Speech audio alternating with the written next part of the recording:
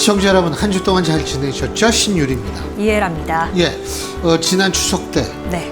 여러 가지로 놀라셨던 분들이 많아요. 왜냐하면 사과 하나, 이 애기 주먹만한 사과 하나가 어마무시하게 비싸졌기 때문인데요. 이렇게 그 농수산물이 비싸지면 사실 우리의 입장에서 볼 때에는 그 이유가 궁금해지고요. 그 이유를 생각하다 보면 이 농수산 이 업계에 있어서의 중요성을 다시 한번 생각해 보게 됩니다. 또 후쿠시마 오염수 방출 이런 문제도 있었죠, 지난 여름에. 네. 그렇기 때문에 더군다나 더욱 그럴 가능성이 높아지는데요. 어쨌든 여러분이 여러 가지로 궁금하신 점이 있을 겁니다. 앞으로 이게 어떻게 되는 걸지도 네. 모르고.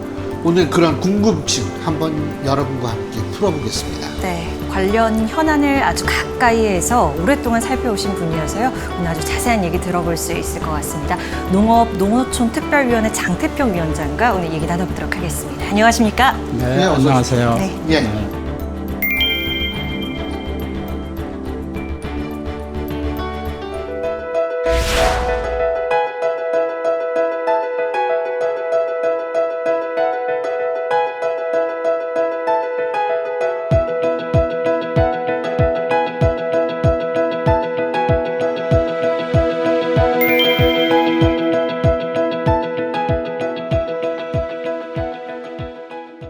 그 위원장님께서 지난해 말에 취임을 하셨지 않습니까? 네. 취임 후 어떻게 지내셨는지 궁금하고 저희가 간략히 소개를 드렸지만 이 농업위가 어떤 곳인지 조금 더 자세히 설명을 해주세요. 네. 농어촌 특별위원회를 줄여서 농업위로 하기로 했어요. 네. 그 농업위에서는 우리 농업, 업, 임업, 그리고 식품산업에 대한 중장기 계획을 관리를 하고, 그 다음에 농어촌의 발전과 복지 문제, 그리고 또 우리 농어촌에는 많은 자원도 있고 환경이 있잖아요. 이런 환경 생태계 그런 자원을 잘 보존하고 이용할 수 있도록 하는 그런 데 관련된 사항들을 우리가 취급하고 있습니다. 그 2월이랑 7월에 있었던 본회의 때 좀 내용들이 주목되는 것 같아요. 지금 뭐 후쿠시마 관련 수산물 소비 관련해서도 그렇고요. 뭐 어린이집, 친환경 급식 이런 내용도 좀 다루고 계신가 봐요. 네, 그런 것도 하고 있습니다. 우리가 그 예를 들자면 후쿠시마 그런 그 오염수 처리수 문제, 그런 문제도 예를 들면 정확한 과학적인 그런 근거를 가지고 우리가 생각할 수 있어야 되는데 그렇지 못한 점이 많아요. 그래서 우리들이 그런 예를 들자면 그 오염수를 처리해서 나오는 처리수가 어떻게 방류가 되고 국제 기구에 그 관리하에서 안전하게 방출이 됩니다. 그리고 또 거기에 우리 전문가들도 가서 참여를 하고, 그뿐만 아니라 우리가 이제 만일에 어떤 연유를 통해서 우리 해역에 그런 오염물질이 만일에 들어온다 그러면 그런 방사성 검사를 해역별로 어업하는 현장, 또 생선 어업해서 잡은 물고기들을 위판하는데 위판장이라든가 판매되는 그런 과정에 모두 다 곳곳에서 점검하고 관리를 하고 있습니다. 네. 그래서 사실 우리 소비자들은 걱정을 전혀 하지 않아도 될 만큼 정부가 여러 가지 각도에서 관리를 하고 있다는 말씀을 드리겠습니다. 지금 수산물 생각보다 위축이 많이 안 됐죠? 무슨 통계 수치 같은 거 있으세요? 그 한때는 많이 아주 감소가 돼서 예. 어업인들 또 관련 수산 그 업자들이 사실은 굉장히 걱정을 많이 했습니다. 네. 그랬는데 저는 이번에 그런 과정에서 그 어업을 하는 분들 그리고 수산 관련된 분들이 스스로 나서 가지고 우리 수산물이 안전하다, 먹어도 괜찮다 이런 그 홍보하는 걸 앞장서서 했어요. 그래서 그런 효과가 나타난 것 같은데 지금은 상당히 좋아졌습니다. 그리고 정부에서도 또 소비 촉진 노력도 많이 하고 있고, 또 그 일반 국민들도 이제는 그런 그 과학적 그런 지식하에서 약간 뭐라 그럴까요? 약간 괴담 비슷한 그런 거에는 과학자들이 이제 나서가지고 그럼요. 얘기하니까. 네, 학자들이 나서서 그러니까 광우병 때는 그러지 않았잖아요. 네, 그렇습니다. 네, 그 차이가 큰 것 같아요. 그거 큽니다. 예. 네, 저도 동의합니다. 그러니까 이번에는 과학자들이 전부 나서서 그거 괜찮다 이런 저기를 하고 있고 우리가 그 방사선 검사하는데도 국제적으로 우리 기준이 굉장히 엄격합니다. 그러니까 뭐 국제 기준이나 미국 기준이나 일본 기준에 비해서도 오히려 가장 그 엄격한 기준을 이렇게 부분적으로 따랐기 때문에 통합해서 보면 아주 우리 기준이 엄격하고 그러기 때문에 아주 안심하셔도 된다고 말씀드리겠습니다. 광우병 얘기하니까 갑자기 FTA가 생각이 나는데 네. 한미 FTA 있고 한칠레 FTA도 있었죠. 네. 근데 한칠레 FTA 같은 경우에는 실제로 이 우리나라 농업계에 굉장한 타격을 준다 막 그러고 그랬던 기억이 제가 얼핏 그렇습니다. 나거든요. 예. 그죠? 네. 그런데 한칠레 FTA 한지 이제 한 20년 20년 됐죠. 가까이 됐죠. 네. 영향 큽니까? 영향이 없고요. 사실 없어요? 그 한칠레 그 FTA 굉장히 중요합니다. 왜냐하면 FTA 협정 첫 번째이기 그렇죠. 때문에. 그래서 그때 우리가 특히 이제 과일 부분에서 포도 예를 들자면 포도가 굉장히 이제 위협을 받을 거다. 그래서 우리나라에서 그 시설 포도 하던 분들이 굉장히 긴장을 하고 많은 분들이 또 폐업도 했습니다. 그럼 정부에서 폐업 지원도 하고 그랬는데 그 이후에 보면 오히려 그 시설 포도를 하는 면적이 오히려 더 늘어났고 또 그 이후에 생산량도 계속해서 늘었습니다. 네. 뿐만 아니라 우리 포도 재배하는 기술이 그 이후 굉장히 발전해 가지고 작년에 사실은 딸기 포도가 수출이 많이 됐는데 포도가 4,500만 달러 가까운 그런 수출을 했습니다. 네, 그러니까 어떤 FTA라고 그런 거는 개방과 경쟁이지 않습니까? 그런 점에 있어서 우리가 이렇게 개방된 시장에서 이 경쟁을 하는 거는 이제 사람이 경쟁을 하는 건데 우리가 다른 산업에서처럼 그렇게 경쟁력에 떨어지지 않는다고 봅니다. 우리 농업인들도 국제적으로 보면 경쟁력 있는 농업인이라고 봅니다. 네. 그 딸기 포도 또 수출액 얘기도 해주시고 그래서 제가 하나 또 살펴봤더니 이 젠난의 농수산식품 수출액이 120억 달러를 넘어섰더라고요. 네. 근데 제가 기억하기로 장관 재직하실 때 그때 이제 100억 달러 넘겨야 된다. 요 목표치 제시하셨던 건데 10여 년 만에 이뤄졌단 말이죠. 그래서 성장 배경 그리고 우리나라의 농식품 어떠한 경쟁력을 갖고 있길래 이렇게 세계 시장에서도 통하고 있는 건지 궁금해지더라고요. 우리나라 이제 신선 농산물로 보면은 그 재배하는 기술도 굉장히 이제 향상이 됐습니다. 네. 그리고 우리 주변 기술들이 굉장히 발전이 돼 있어요. 우리 뭐 반도체며 전자며 모든 그 화학 뭐 이런 기술들이 발전돼 있기 때문에 결국 그런 모아져서 바이오 기술, 바이오텍이 굉장히 향상돼 있습니다. 그래서 신선 농산물도 어떤 국제 경쟁력이 있고 그 가공 식품도 상당히 경쟁력 있고 좋은 제품들이 많이 나옵니다. 그 우리나라 특히 건강식품, 그 발효 어떤 식품 전통이 있고요. 아주 섬세하고 다양성 있는 이런 면에서 굉장히 뛰어나다고 저는 생각을 합니다. 그래서 이런 기술들 발전되는 거 상품 개발 이런 데서 상당히 이제는 노하우가 축적이 돼가지고 지난해 그렇게 그 수출이 증가됐는데 저희들이 보면 최근에 수출 증가율이 굉장히 올라가고 있습니다. 예, 말하자면 누중적으로 올라가고 있어서 저는 가까운 시일 내에 우리 농식품 수출이 잘 되리라고 봅니다. 네, K컬처 영향도 큰가요? 맞습니다. 예, 그 우리 K푸드 그 중에서 K푸드에 대한 외국인들의 그런 그 선호도랄까 이런 게 굉장히 높고 우리가 이제 동남아, 미국 이런 데서 굉장히 수출이 많이 되는데.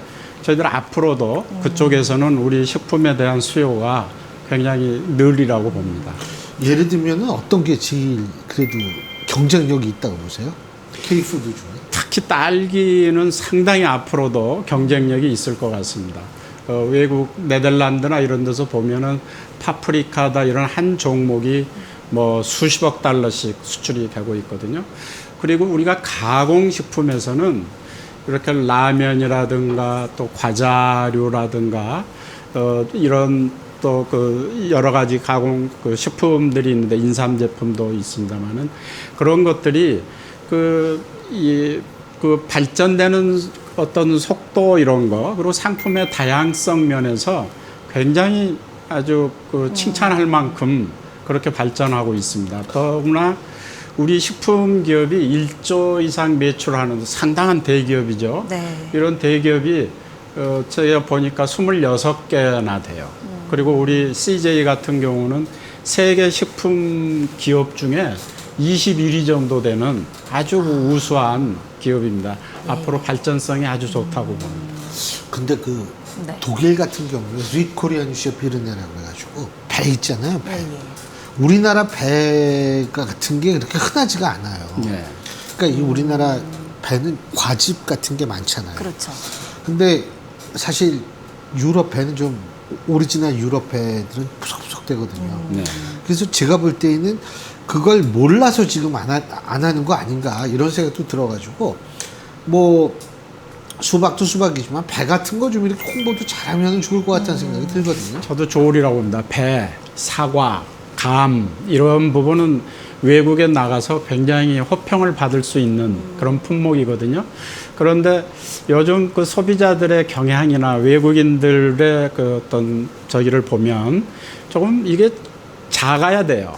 근데 우리는 예를 들면 사과하고 배가 굉장히 큽니다. 크기는 그게 크죠. 제사상에 올리는 그런 저기로 생각을 하는데 사실은 혼자서 간단히 먹을 수 있는 이게 좀 작게 돼야 되는데 그렇게 되려고 그러면 품종이 개발이 돼야 돼요. 그러니까 수박은 많이 작아졌던데. 네, 그죠? 네, 예. 수박 이번에 수박도 그렇게 좋은 제품 그 상품들이 나오는데 그래서 저는 그런 좋은 그 어떤 원종이 좋지 않습니까? 그러니까 그걸 이용해서 품종 개발을 소비자들의 입맛 또 소비자들 취향에 맞게 이렇게 한다 그러면 우리 그 사과, 배, 감 이런 그 품종은 굉장히 좋을 거라고 봅니다.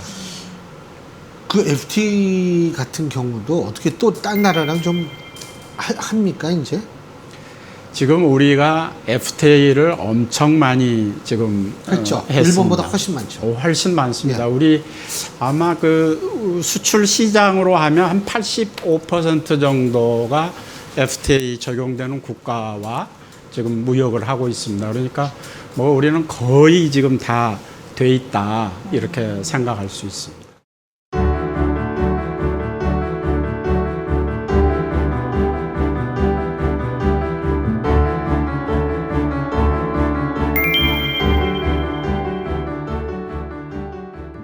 K푸드 어쨌든 지금 말씀해주신 것처럼 전 세계적으로 인기인데 뭐 아시아도 그렇고 북미, 유럽 이렇게 다 좀 선풍적인 인기를 얻고 있지 않습니까? 그 중에서 좀 유망하다고 보는 시장이 있으세요? 역시 지금도 동남아하고 아시아권이죠. 그리고 북미 여기에 수출이 많이 되고 있는데 앞으로도 그쪽이 유망할 것 같아요. 특히 이제 이 동남아 쪽 여기에는 인구가 워낙 많지 않습니까? 그 많은 인구가 어떤 먹는 그 습성이 우리랑 그래도 가깝죠. 그리고 하나 좋은 거는 이 나라들이 모두 그 어떤 구매력이 있는 그런 부유층들이 많이 지금 급속도로 늘고 있다는 네. 얘기입니다. 그렇기 때문에 그 어떤 그 고급 음식을 소비할 수 있는 여력이 있고 또 북미 지역에도 우리 그 교민들이 많이 나가 있고 교민들을 통해서 우리 한식 이런 게 파급되고 있기 때문에 북미 지역에 많은 기대를 걸고 있습니다. 그 말씀 중에 아까 신선식품, 가공식품 이렇게 말씀을 해주셨잖아요. 그런데 신선식품 같은 경우에는 아무래도 뭐 시간이나 공간적인 이런 제한이나 한계 같은 것도 있기 때문에 오히려 좀 잘하는 거를 더 잘해야 되지 않을까 그런 전략 같은 게 좀 궁금하기도 맞습니다. 해요. 어떻게 보세요? 예. 그래서 우리 네덜란드를 예를 들면은 네덜란드 같은 경우에도 농식품 수출이 1,300억 달러입니다, 작년에. 아, 예. 그런데 예를 들면 신선 또는 가공식품의 모든 부분에서 골고루 이렇게 경쟁을 하는 게 아니고 아주 자기네 장점이 있는 부분에 선택해서 집중을 해가지고 품목이 그렇게 많지 않습니다.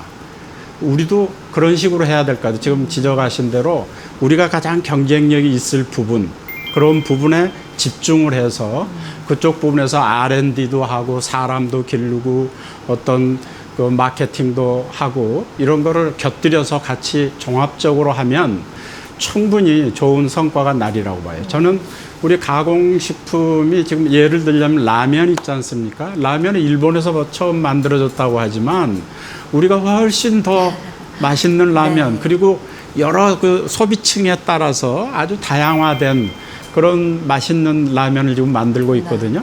그런 식으로 우리가 그 잘 할 수 있는 부분에 집중해서 이렇게 기술 개발, 이렇게 저 사람 기르는 거, 또 여러 가지 그 어떤 품질 인증이라든가 이런 것도 좀 체계적으로 해줘야 됩니다.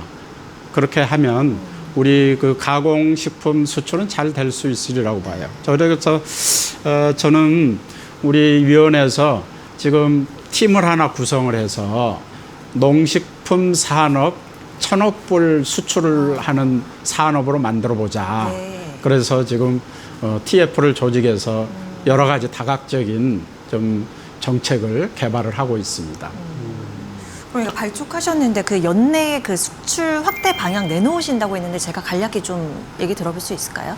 우선은 제일 중요한 게 그럴 것 같아요. 우리 기업들이 나가서 활동할 수 있을 때 여러 가지 이제 규제가 있을 수 있거든요. 그래서 규제를 완화해 줄 수 있는 그런 거. 예를 들자면 우리가 어떤 식품 안전 기준이 굉장히 높습니다.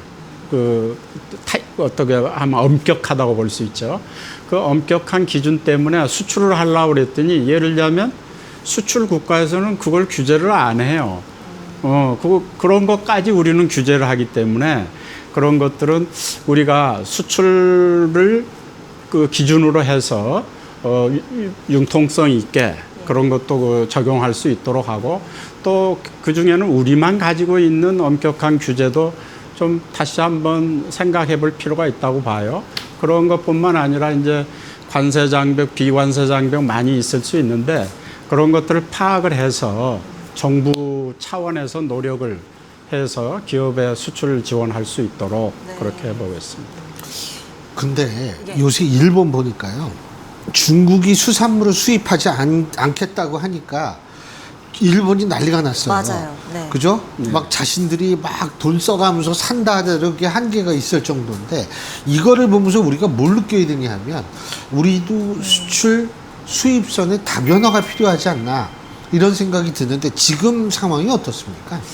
우리 식품 부분은 상당히 다변화가 돼 있다고 볼 수 있죠. 예를 들자면은 뭐 김 같은 경우는 지금 지적하신 것처럼 일본으로 수출이 많이 되지만 이제 미국 이런 쪽으로 더 많이 이제 이전돼 가는 그런 상황에 있는데 농식품 분야는 그런 대로 지금 초기이기 때문에 다변화가 돼 있는 것 같습니다. 그 말씀대로 그건 좀 우리가 그 신경을 써야 될 것 같고 오히려 수출을 많이 늘리기 위해서는 나라도 더 많은 나라에 수출할 수 있도록 그렇게 해야죠.